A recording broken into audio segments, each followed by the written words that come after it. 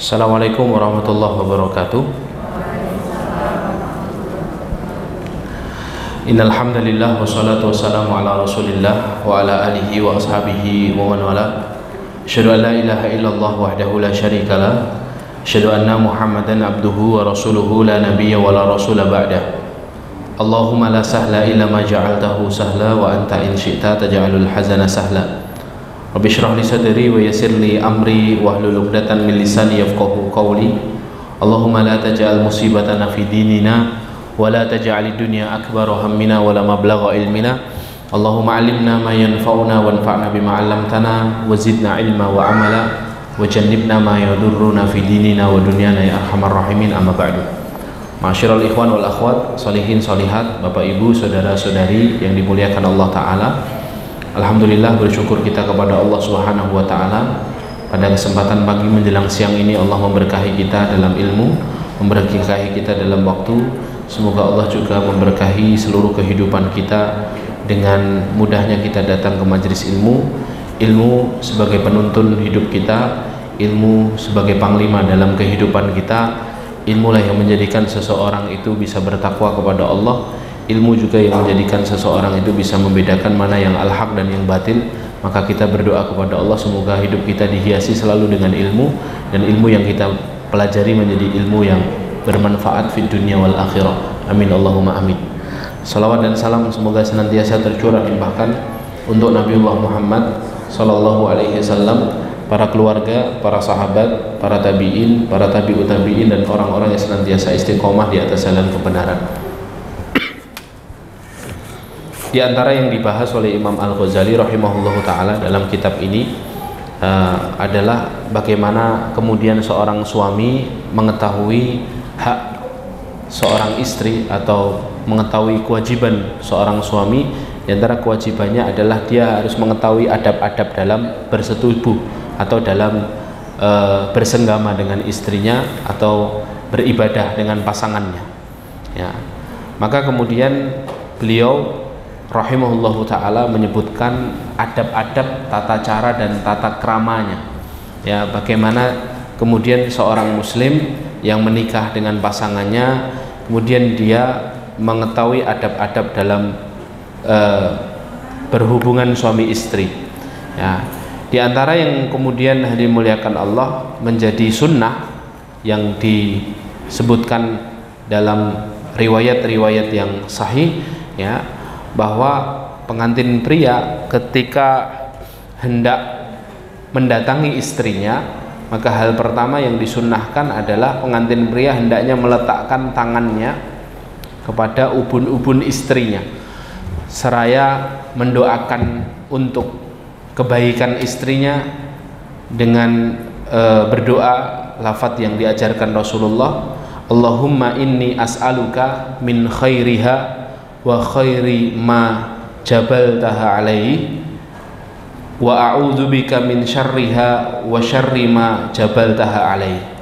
Kata Rasulullah, idza tazawwaja ahadukum, kalau seorang di antara kalian menikah imra'atan dengan seorang wanita, awishtara khadiman, atau membeli seorang budak, falyakhud binasiyatiha, hendaknya dia menggenggam atau memegang ubun-ubunnya,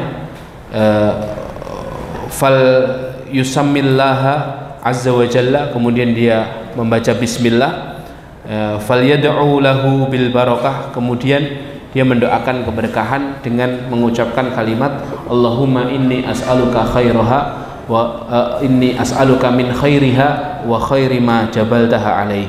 Ya Allah, aku memohon kebaikannya dan kebaikan tabiat yang dia bawa, ya. Khairi ma jabaltaha alaihi itu artinya kebaikan tabiat yang dia bawa, perangai, tabiat, kemudian sifat, karakter yang dia bawa. Wa a'udzubika min syarriha, dan aku berlindung kepadamu ya Allah dari keburukannya, kejelekannya, dan kejelekan tabiat yang ia bawa. Nah, ini adab pertama yang disebutkan oleh para ulama. Kemudian yang kedua adalah hendaknya ia mengerjakan sholat sunnah 2 rakaat bersama istrinya, ya. Ini untuk pengantin baru, ya. Ini secara umum ya seperti itu untuk pengantin baru.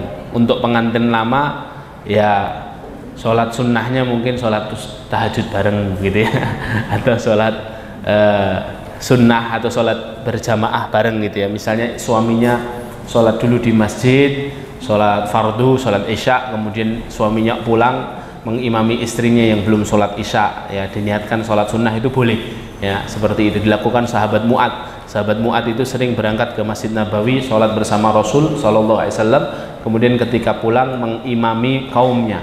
Sahabat Mu'ad sholat sunnah, kaumnya sholat fardu. Nah itu diperbolehkan.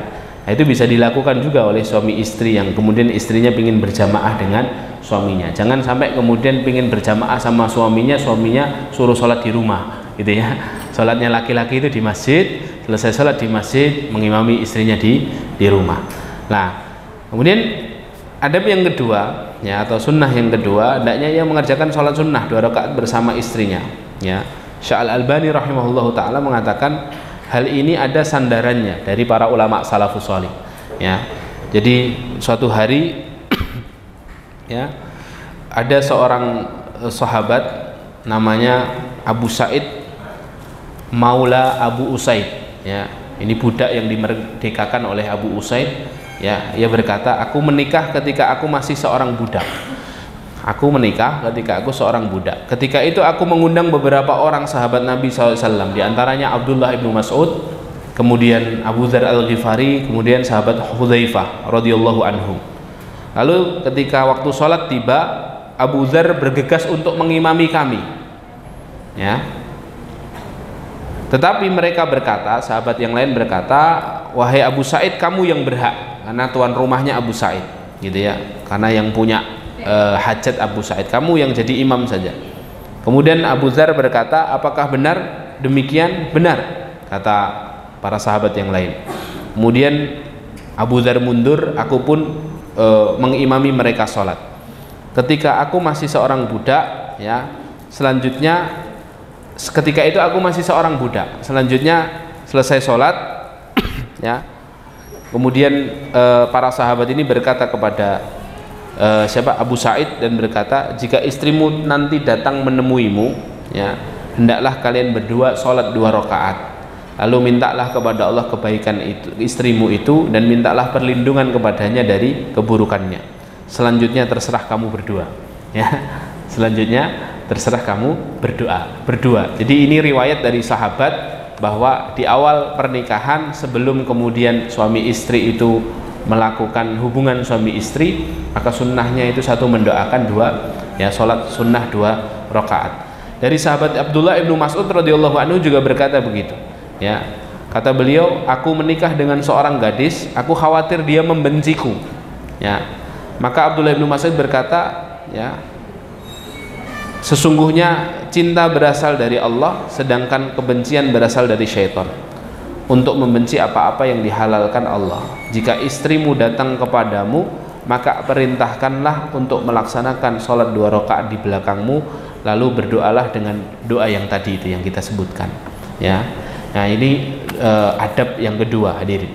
Kemudian yang ketiga ya, yang ketiga Imam Al-Ghazali mengatakan, ketika kamu mendatangi istrimu atau pasanganmu, hendaklah diawali dengan Rasul terlebih dahulu.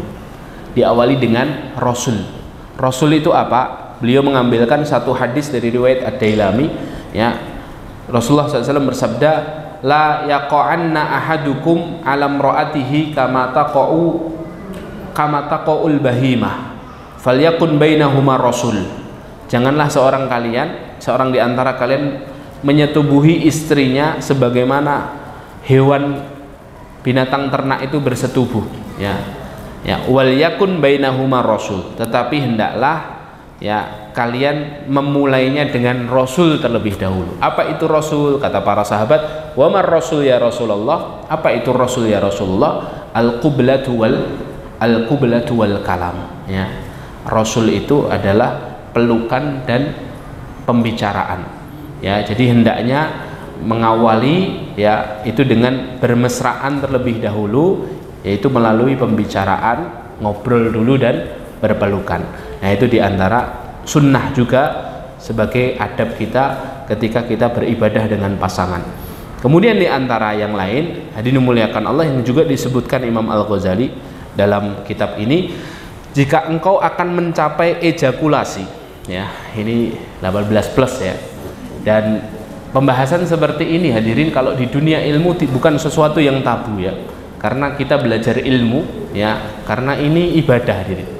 Ya, ibadah itu harus dengan ilmu, dan ilmu yang kita pelajari ini bukan sesuatu yang tabu kalau kita bahasnya di dunia ilmu ya. Maka ya mau nggak mau kita harus mempelajarinya, begitu ya.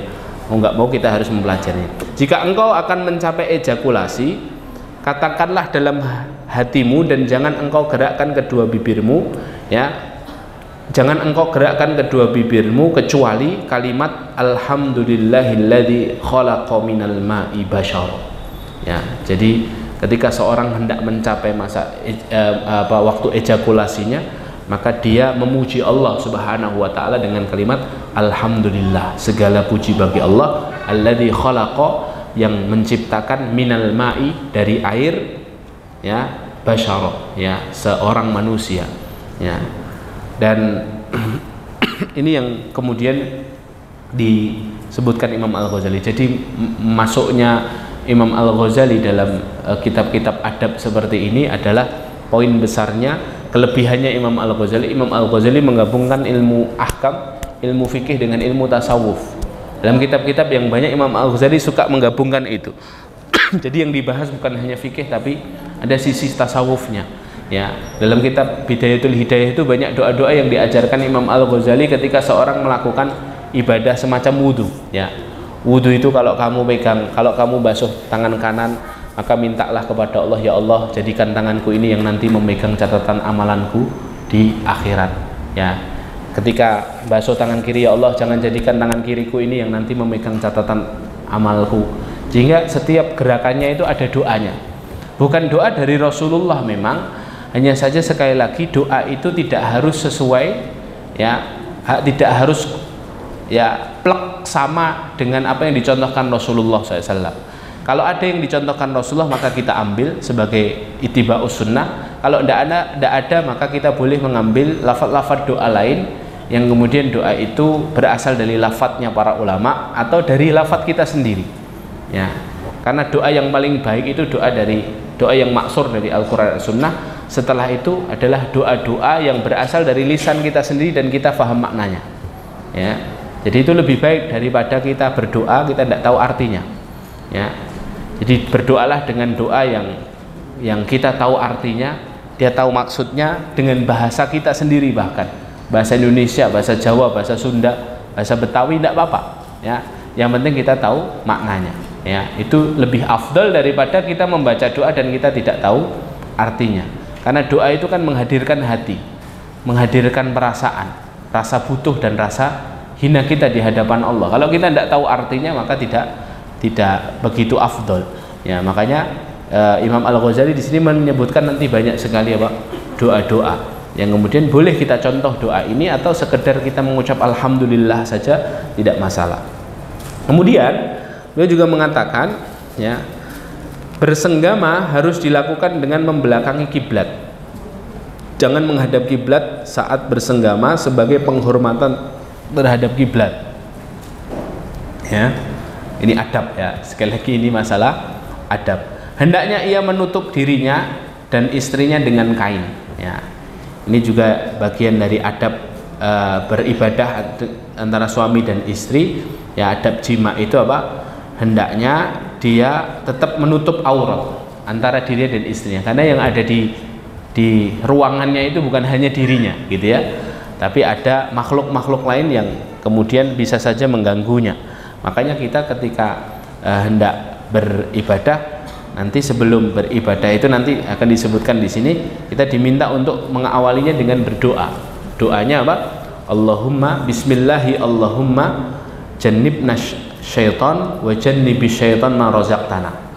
Ya Allah, dengan namamu ya Allah ya, jauhkan kami dari godaan syaitan dan jauhkan setan dari apa yang kau rizkikan kepada kami. Kata Rasulullah SAW, fa in kana bainahuma waladun lam yadurruhu syaitanun abada ya. Kalau seandainya Allah takdirkan dari ibadahnya saat itu nanti akan lahir seorang anak, maka anaknya tidak akan diganggu oleh syaitan selama-lamanya. Ya, nah ini doa ini juga harus kemudian kita usahakan untuk senantiasa kita baca. Ya. Kemudian hadirin muliakan Allah, ya, itu diantara adabnya menutup dirinya dan istrinya dengan kain. Ya. Rasulullah SAW pernah berkata kepada istrinya dalam hadis Ummu Salamah, hendaknya engkau tenang, kata Rasulullah ketika Rasulullah hendak mendatangi istrinya. Kemudian Rasulullah SAW bersabda dalam sebuah riwayat, idza jama'a ahadukum ahlahu, jika seorang kalian mendatangi atau menyetubuhi istrinya, fala yatajarradani tajarrudal airaini, maka janganlah kalian bertelanjang sebagaimana telanjangnya 2 ekor keledai. Ya, maksudnya apa? Maksudnya tetap berusaha untuk kemudian apa? Menutup diri. Ya, dalam hal ini bisa kemudian ditutup dengan kain dan lain sebagainya. Itu sebagai adab dalam beribadah antara suami dan istri yang disebutkan oleh beliau. Kemudian, ya,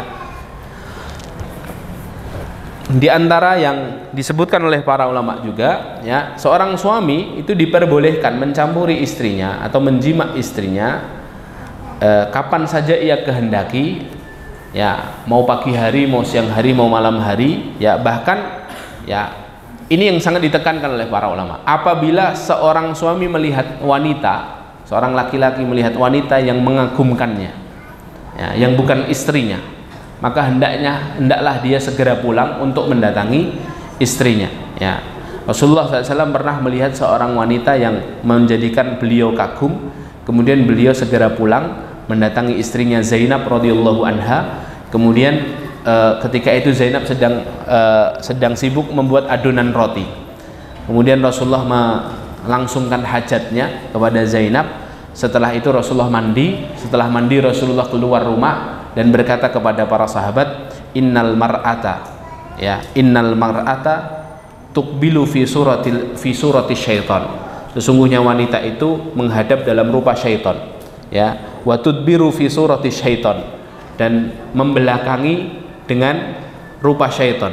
Fa idza absara ahadukum imra'atun, kalau idza absara ahadukum imra'atan, kalau di antara kalian melihat seorang wanita yang mengagumkan kalian, ya, falyati ahlahu, hendaknya ia mendatangi istrinya. Fa inna dzalika yaruddu ma fi nafsihi, karena sesungguhnya apa yang ada dalam diri wanita yang mengagumkan itu semuanya ada dalam diri istri kita. Ya, jadi segera pulang. Kata Imam An-Nawawi ketika mengomentari hadis ini, dianjurkan bagi siapa yang melihat wanita, ya, siapa saja yang kemudian menggerakkan syahwatnya, yang menjadikan syahwatnya ini kemudian naik, ya, agar segera mendatangi istrinya, ya, kemudian menggaulinya untuk meredakan syahwatnya agar jiwanya menjadi tenang. Nah, ini hadirin muliakan Allah di antara adab berikutnya, ya. Kemudian di antara yang juga disebutkan Imam Al-Ghazali rahimahullah, jika seorang suami telah menyelesaikan kebutuhannya, artinya dia sudah berejakulasi, begitu ya, hendaklah ia memperlambat ejakulasi tersebut untuk istrinya. Ya, maksudnya jangan sampai kemudian seorang suami itu selesai kebutuhannya tapi istrinya belum selesai kebutuhannya. Bahkan beliau mengatakan begini, umumnya laki-laki itu cepat ejakulasinya, maka dari itu ia harus bertahan, ya, agar sang istri dapat mencapai ejakulasi. Suami harus berusaha agar istri bisa mencapai ejakulasinya, karena terkadang istri malu membicarakannya. Ya, ini juga bagian hak yang harus dipenuhi oleh seorang suami, ya. Kemudian di antara adab yang lain, dimuliakan Allah, ya, tidak bolehnya seorang suami mendatangi istrinya ketika haid. Ya, ketika haid tidak boleh mendatangi istri ketika haid, ya. Atau tidak boleh pula seorang suami mendatangi istrinya ketika masa haidnya sudah selesai dan istrinya belum mandi, ya, belum mengangkat hadas besarnya, ya, belum mandi janabah, ya tidak boleh ya. Kalau nekat bagaimana Ustadz? Ya, kalau nekat ada kafaratnya ya. Apa kafaratnya? Syekh Al-Albani rahimahullah ta'ala berkata, barang siapa yang dikalahkan oleh hawa nafsunya ya, lalu menyetubuhi istrinya yang sedang haid ya, sebelum suci dari haidnya, atau masa haidnya sudah selesai tapi dia belum suci, maka ia harus bersedekah dengan setengah pon emas Inggris ya, kurang lebihnya atau seperempatnya. Hal ini berdasarkan dengan apa yang disabdakan oleh Nabi SAW dari sahabat Ibnu Abbas radhiyallahu anhuma tentang orang yang menggauli istrinya yang ketika istrinya itu sedang haid. Nabi SAW berkata, yatasaddaq bidinarin aw nisfu dinar ya, hendaknya ia bersedekah dengan 1 dinar. 1 dinar itu berapa gram emas tadi? 1 dinar 4/4 ya, 24 karat. Berarti kalau sekarang sekitar 4,5 juta atau digenepkan 5 juta gitu ya. Hendaknya dia bersedekah dengan 1 dinar atau setengah dinar ya. Jadi agak banyak ini sedekahnya sebagai kafarat dia menggauli istrinya ketika istrinya ini dalam keadaan haid, karena itu sebuah larangan ya. Maka larangan itu kemudian harus diganti dengan amal solih yang lain untuk kemudian menggantikan atau menggugurkan dosanya ya. Bahkan hadirin dimuliakan Allah ya, bahkan para ulama itu mengatakan ya, larangan mendatangi seorang istri yang sedang haid itu lebih keras daripada larangan larangan mendatangi seorang istri yang bukan pada tempatnya ya, bukan pada tempatnya. Nanti ini ada berikutnya ya, ada berikutnya. Boleh seorang suami itu mencumbui istrinya yang sedang haid ya, yang penting tidak bercumbu kepada kemaluannya ya, selain kemaluan boleh ya. Hal ini berdasarkan sabda Nabi SAW, isna'u kulla syai'in illa nikah, terserah kamu lakukan apa saja ya, berduaan dengan istrimu kecuali apa? An-nikah. An-nikah itu apa? An-nikah itu maksudnya jima ya, jima dalam hal ini. Lah itu yang tidak boleh ya.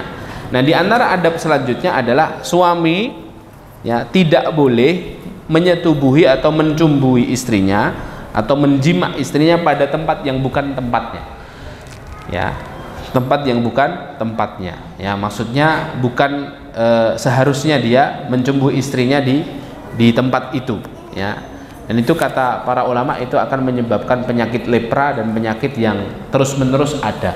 Makanya kita dilarang itu karena memang ada madorot ya secara ilmiah. Lah kata para ulama, kata Imam Al-Ghazali, larangan ini lebih keras daripada larangan menyetubuhi istri ketika haid ya. Adapun di dalam surah Al-Baqarah ada ayat 223, Allah berfirman, fa'tu harthakum anna syi'tum, datangilah istrimu atau datangilah tempat bercocok tanammu ya, terserah kamu ya. Terserah di sini maksudnya bukan terserah tempatnya, tapi apa? Terserah kapan saja kamu mau ya. Waktunya maksudnya di ayat ini ya, waktunya. Kemudian hadirin dimuliakan Allah, barakallahu fikum ya. Di antara yang kemudian juga disebutkan oleh Imam Al-Ghazali adalah rahimahullah ya, suami diperbolehkan mengeluarkan air mani dengan kedua tangan istrinya, juga boleh bersenang-senang dengan istrinya di tempat selain di bawah pinggang ya, pada apapun yang menggairahkannya ketika istrinya ini dalam keadaan haid ya. Jadi sebenarnya tidak ada keharusan seorang suami itu untuk menjauhi istrinya ketika haid ya. Hanya saja apa yang tidak boleh itu an-nikahnya saja, apa? Jimaknya saja. Selainnya halal hadirin. Selainnya boleh ya. Selainnya boleh ya. Dan dianjurkan juga bagi istri ketika haid, jika suaminya memiliki hajat kepadanya, maka seorang istri hendaknya menutup antara pinggang sampai lututnya itu dengan kain yang aman. Kain yang aman itu maksudnya jangan sampai kemudian ya hawa nafsunya menguasainya sehingga kemudian kemudian dia melakukan pelanggaran seperti itu ya. Jadi walaupun beribadah dengan pasangannya ketika haid ya, berduaan dengan pasangannya, tapi sebisa mungkin ya tetap ada penghalang yang kemudian menjaga dirinya dari keinginan untuk berjima seperti itu ya. Di antara adab yang lain yang juga disebutkan ya, jika suami hendak berjima dengan istrinya untuk kedua kalinya ya, satu kali selesai, untuk kedua kalinya hendaknya ia mencuci kemaluannya terlebih dahulu dan kemudian dia berwudu, minimal wudu, hadirin, minimal wudu ya. Dan makruh hukumnya, kata beliau, seorang yang selesai berjima dengan istrinya kemudian dia langsung tidur dan tidak bersuci ya. Jadi sunnahnya itu minimalnya untuk menghilangkan hal yang makruh itu wudu ya. Afdalnya langsung mandi ya, mubahnya wudu ya, makruhnya langsung tidur ya, langsung tidur. Ibnu Umar pernah bertanya kepada Nabi, ya Nabi Allah, bolehkah kami tidur dalam keadaan junub? Beliau Shallallahu Alaihi Wasallam dalam sebuah hadis yang diriwayatkan oleh Imam Abu Daud dan Imam At-Tirmidzi dari sahabat Ibnu Umar tadi ya, beliau Shallallahu Alaihi Wasallam menjawab ketika ditanya oleh Ibnu Umar, bolehkah kami tidur dalam keadaan junub? Beliau mengatakan boleh jika ia berwudu ya, boleh jika ia berwudu ya. Ini menunjukkan bahwa setidaknya seorang ketika dalam keadaan sudah selesai hajatnya, berjima dengan istrinya, dia tetap harus berusaha untuk berwudu ya, karena hal itulah yang kemudian nanti, kata dalam sebuah hadis yang sahih disebutkan, ketika seorang dalam tidurnya itu ya, semua ruh akan diangkat oleh Allah dan semuanya berkumpul di hadapan Allah ya. Hanya Allah akan menghalau ruh-ruh yang kemudian diangkat dari jasadnya dalam keadaan tidak suci. Maka inilah salah satu adab seorang tidur. Tidur itu sebisa mungkin dalam keadaan suci, karena ruh kita diangkat dan Allah akan menghalau ruh-ruh yang tidak dalam keadaan suci, gitu ya. Ya kalau ruhnya balik ke jasad, masalahnya kalau ruhnya tidak balik ke jasad itu loh. Kalau bablas itu kan ya nanti ya berarti jadi ruh-ruh yang berpaling jauh dari Allah Subhanahu wa taala. Gitu ya. Nah, ini hadirin muliakan Allah, barakallahu fikum. Kemudian ya, di sini juga disebutkan, perlu dicatat kata beliau, perlu diperhatikan, jika seorang suami kembali ke tempat tidurnya, hendaknya ia menyapu permukaan ranjangnya terlebih dahulu. Ini sunnah ya. Kalau mau tidur itu diseblai dulu tempatnya, karena ia tidak tahu apa yang akan terjadi setelah itu ya, maksudnya ada makhluk lain nggak yang tidur di situ gitu ya, karena ia tidak tahu apa yang akan terjadi setelah itu. Dan sebaiknya ya tidak mencukur rambut, memotong kuku, mencukur alis, mengeluarkan darah dan memperjelas bagian tubuhnya saat dalam keadaan junub. Kenapa? Karena semua yang terpisah dari tubuh kita semuanya nanti akan kembali pada hari kiamat dalam keadaan yang sama. Maka jangan sampai kita ini kemudian memisahkan anggota tubuh kita, baik rambut, kuku, itu dalam keadaan belum suci ya.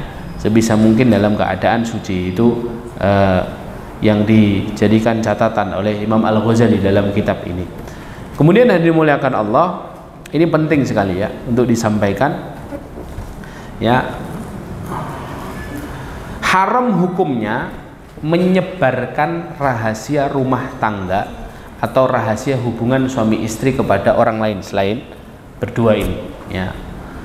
Maka setiap suami maupun istri dilarang menyebarkan rahasia rumah tangga dan rahasia ranjang mereka ya. Dan ini larangannya keras yang disampaikan oleh Nabi SAW.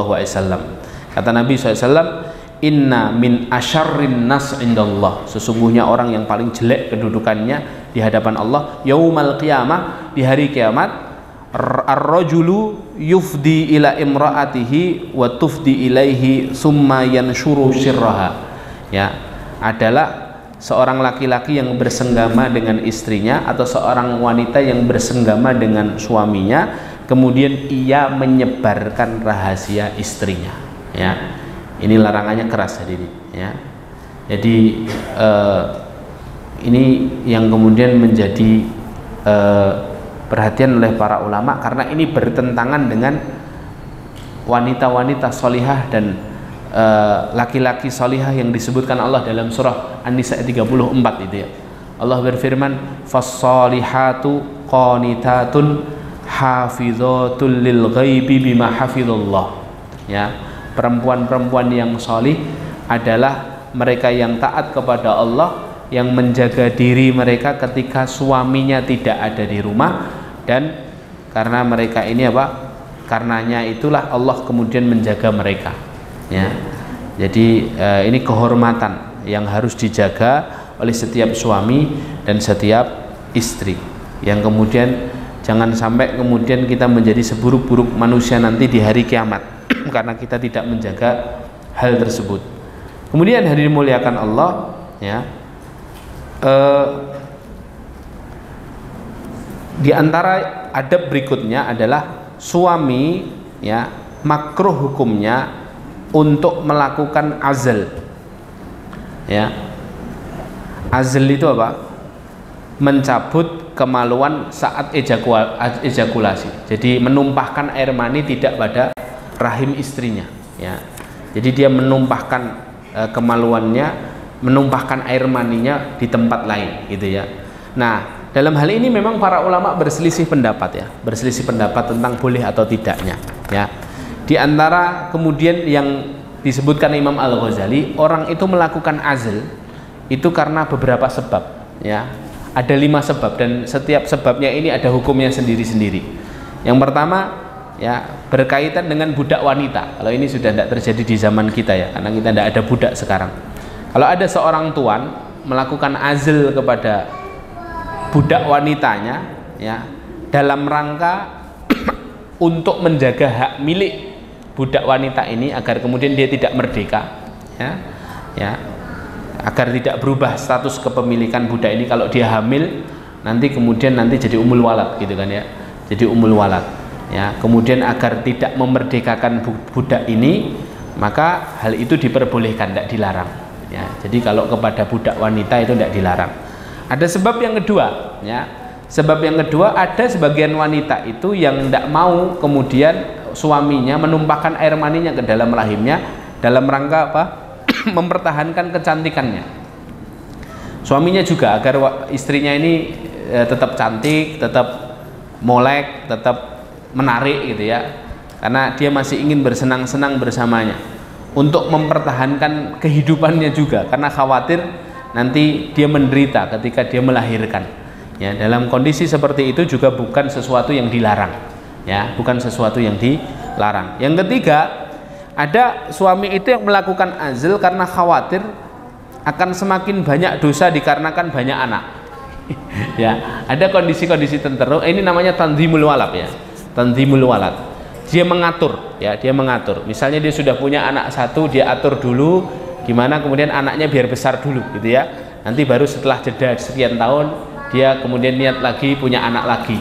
Nah, yang seperti ini juga bukan sesuatu yang terlarang, ya.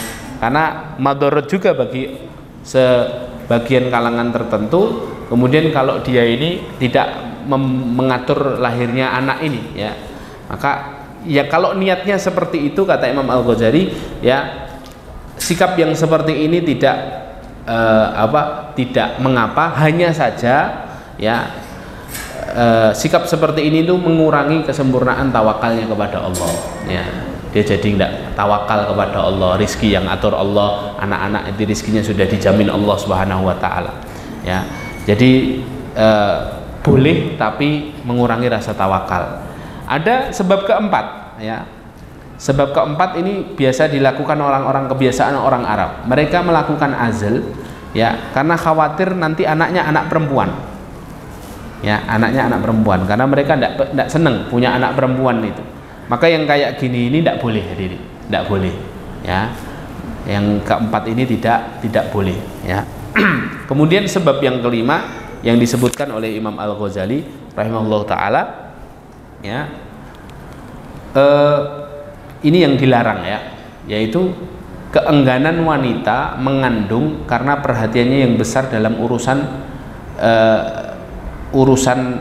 kebersihan, urusan penderitaan ketika dia nanti melahirkan, urusan repotnya menyusui, nifas dan lain sebagainya, yang kemudian akhirnya dia memilih untuk tidak punya anak, ya. Yang seperti ini kata beliau adalah bid'ah yang bertentangan dengan sunnah, ya, karena niatnya itu niat yang buruk, ya.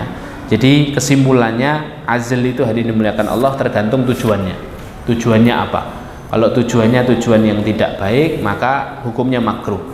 Tapi kalau tujuan makruhnya itu makruh yang meninggalkan sunnah, ya. Karena makruh itu banyak, ya. Makruh itu ada makruh untuk pengharaman, ada makruh untuk agar larangan itu dijauhkan dari diri kita, ada makruh karena meninggalkan sunnah, ya. Karena sunnahnya itu ya beribadah suami istri itu untuk memiliki keturunan, ya.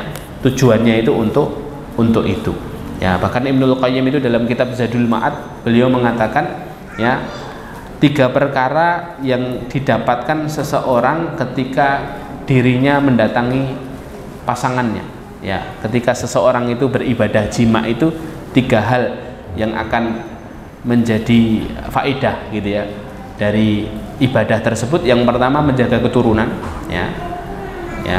Jadi untuk kemudian memiliki keturunan. Yang kedua mengeluarkan air di mana bisa merusak badan ketika air itu ditahan, ya. Jadi sesuatu itu kalau ditahan itu akan menimbulkan madharat, ya. Makanya kalau yang sudah wayahnya harus nikah, ya segera nikah, ya, karena bisa menimbulkan madharat, ya. Madharatnya itu banyak, bisa madharat, ya, madharat dirinya sendiri dan madharat orang-orang yang ada di sekitarnya, ya.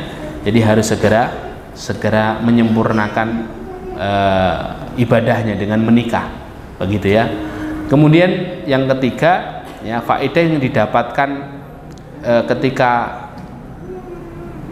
beribadah jima, kata Ibnul Qayyim dalam kitab Zadul Ma'ad, ya, dan dalam kitab At-Tibun Nabawi beliau mengatakan, ya, berjima itu untuk menunaikan kebutuhan, ya, mendapatkan kelezatan dan menikmati kenikmatan, ya. Faedah ini saja yang kemudian nanti tidak akan diputus oleh Allah Subhanahu wa taala sampai ke surga, ya. Jadi ibadah yang masih tetap ada nanti di surga itu selain ibadah berzikir kepada Allah adalah ibadah nikah, ya. Kenapa? Karena memang tujuannya nikah itu adalah salah satunya untuk mendapatkan kenikmatan, gitu, ya. Jadi ini salah satu faedah yang kemudian disebutkan oleh para ulama ketika para ulama itu membahas tentang seorang suami dan istri yang melakukan melakukan ibadah jima seperti itu. Nah, ini dimuliakan Allah. Bagaimana dengan dalil, ya? Ada dalil dari sahabat Jabir tentang azl tadi, ya. Ada sahabat Jabir itu berkata, dahulu kami melakukan azl pada masa Rasulullah di mana saat itu Quran diturunkan. Seakan-akan dalil ini membolehkan azl secara mutlak. Kita harus tahu di dalam riwayat yang lain, ya, di dalam hadis riwayat muttafaqun alaih juga disebutkan ada seorang pria itu mendatangi Nabi SAW. Kemudian pria ini berkata, aku memiliki budak-budak wanita, ya Rasulullah, yang menjadi pembantu kami dan mengairi ladang-ladang kami, dan aku menggilir mereka, ya Rasulullah. Akan tetapi aku membenci bila mereka hamil, karena dia statusnya budak, ya. Maka kemudian Rasulullah SAW mengatakan, lakukanlah azal jika engkau mau, karena sesungguhnya akan datang kepadanya apa-apa yang telah Allah takdirkan untuknya, ya. Jadi boleh ternyata azal itu untuk tujuan tertentu, boleh, ya. Jadi azal itu boleh untuk tujuan tertentu, tapi jika tujuannya salah maka tidak boleh, ya. Di antara tujuan yang diperbolehkan untuk tandimul walad tadi, untuk mengatur lahirnya anak, itu diperbolehkan. Walaupun sebagian ulama mengatakan itu berarti dia tidak sempurna atau bisa mengurangi kesempurnaan tawakalnya kepada Allah Subhanahu wa taala, ya. Nah, ini hadirin muliakan Allah, ya, beberapa hal yang harus diperhatikan, ya, tentang adab-adab ketika seorang suami menjima atau menggauli atau bersenggama dengan istri, ya. Dan ini yang kemudian dibahas oleh Imam Al-Ghazali di dalam kitab beliau rahimahullahu taala, ya. Yang pertama, saya ulang, ya. Yang pertama adalah mendoakan istri, ya. Kemudian sholat 2 rakaat, ini untuk mempelai wanita dan laki-laki ketika awal pernikahan. Kemudian menutup sebisa mungkin, menutup dengan kain, ya, agar tidak ada makhluk lain yang kemudian ikut campur di dalam ibadah tersebut. Kemudian di antara yang lain tadi, di antara adabnya dimulai dengan apa? Dengan ar-rasul. Ar-rasul itu al-qublah wal kalam, ya, ngobrol dulu, bermesraan dulu, kemudian juga berpelukan dan berciuman. Kemudian juga jika hendak mencapai ejakulasi, maka sebisa mungkin mengucapkan alhamdulillahilladzi khalaqa minal ma'i basyara. Kemudian juga hendaknya seorang suami itu memperlambat ejakulasinya untuk istrinya, gitu, ya. Dan juga diantara yang disebutkan oleh Imam Al-Ghazali tadi, ya, tidak boleh seorang suami mendatangi istrinya dalam kondisi haid, ya, dalam kondisi haid. Tidak boleh juga mendatangi istrinya di tempat yang bukan tempat yang diperbolehkan, artinya di tempat yang dilarang oleh syariat. Tidak boleh mendatangi istrinya dalam kondisi seperti itu. Dan juga diantaranya yang disebutkan oleh beliau tadi, ya, beliau juga membahas tentang bagaimana hukum azl, ya. Azl itu makruh karena beberapa sebab dan boleh karena beberapa sebab, ya. Yang inilah yang kemudian menjadikan kita faham pentingnya ternyata setiap ibadah kita itu dibimbing dengan ilmu, agar apa? Agar ibadah kita itu nilainya besar di mata Allah Subhanahu wa taala. Jadi ternyata dalam urusan bersetubuh atau dalam urusan jima saja Islam itu mengatur adabnya agar jadi pahala, ya. Jadi kalau seharusnya jadi pahala, kalau kita tidak tahu adabnya kemudian kita melanggar adabnya, ya kadang-kadang atau hampir-hampir sesuatu itu justru tidak menghasilkan pahala karena kita tidak tahu adabnya, gitu, ya. Minum kalau tahu adabnya jadi pahala, memandang kalau tahu adabnya jadi pahala, ya. Jima suami istri itu konteksnya konteks ibadah, ya, berpahala. Tapi kalau tidak tahu adabnya, mendatangi istri ketika haid, mendatangi pada yang bukan tempatnya, kemudian tidak tahu hak-haknya istri ketika bersenggama dan berjima tadi itu, maka dia juga jadi pahala. Makanya para ulama itu menyimpulkan segala aktivitas kita itu bernilai pahala di sisi Allah kalau memenuhi 3 syarat. 1, ya, niatnya untuk mencari ridha Allah, menata niat untuk mencari ridha Allah. 2, syaratnya agar aktivitas kita ini bernilai pahala di sisi Allah. Yang kedua, menyertakan Allah sebelum dan setelah aktivitas, ya, bismillah, alhamdulillah, ya. Kemudian yang ketiga, memperhatikan adab sebelum, ketika, dan setelah aktivitas. Kalau 3 ini dipegang erat, niat, kemudian sertakan Allah, kemudian perhatikan adab, maka semua aktivitas kita berubah menjadi ibadah di sisi Allah Subhanahu wa taala. Lihat, ada syarat adab tadi. Ada syarat adab di sini. Kalau adabnya tidak diperhatikan, harusnya jadi pahala, malah bisa berpotensi jadi dosa atau sama sekali tidak berpahala. Akhirnya jadi amalan yang sia-sia belaka. Inilah yang kemudian disebutkan oleh Imam Al-Ghazali dalam bab ini. Insyaallah besok kita akan masuk kepada bab berikutnya, yaitu adab-adab melahirkan. Adab-adab ketika seorang wanita melahirkan. Kan habis beribadah suami istri kan berarti amalan berikutnya apa?